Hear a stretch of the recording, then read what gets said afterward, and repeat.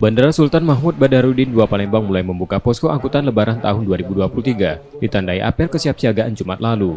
Di Bandara SMB 2, angkutan lebaran berlangsung mulai 14 April hingga 2 Mei 2023. Angkasa Pura II selaku pengelola bandara memastikan kesiapan personil dan fasilitas untuk melayani pemudik. Pihaknya juga bekerja sama dengan TNI AU, KKP, Polri, dan Basarnas. Arus mudik lewat jalur udara tahun ini akan meningkat 20% dari tahun lalu. Penumpang diperkirakan mencapai 9.000 hingga 11.000 penumpang per hari, naik dibandingkan waktu normal paling banyak 7.000 penumpang per hari. Pergerakan pesawat mencapai 65 penerbangan dari dan ke Palembang. 4 maskapai telah mengajukan penambahan frekuensi penerbangan atau extra flight untuk tujuan Cengkareng dan Batam. Kita sudah mulai buka posko angkutan lebaran 2023 dari tanggal 14 April sampai dengan tanggal 2 Mei 2023. Prediksi kami sesuai dengan pemerintah akan ada peningkatan kurang lebih, kalau untuk bandara kurang lebih 10 sampai dengan 20%.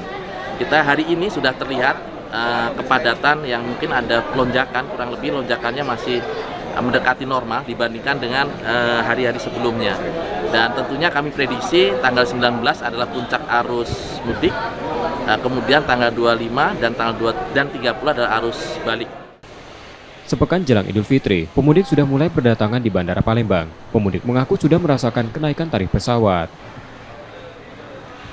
Dari Jakarta. Di Jakarta. Jadi mudik balik itu? Iya. Nah, tadi dapat tiket berapa?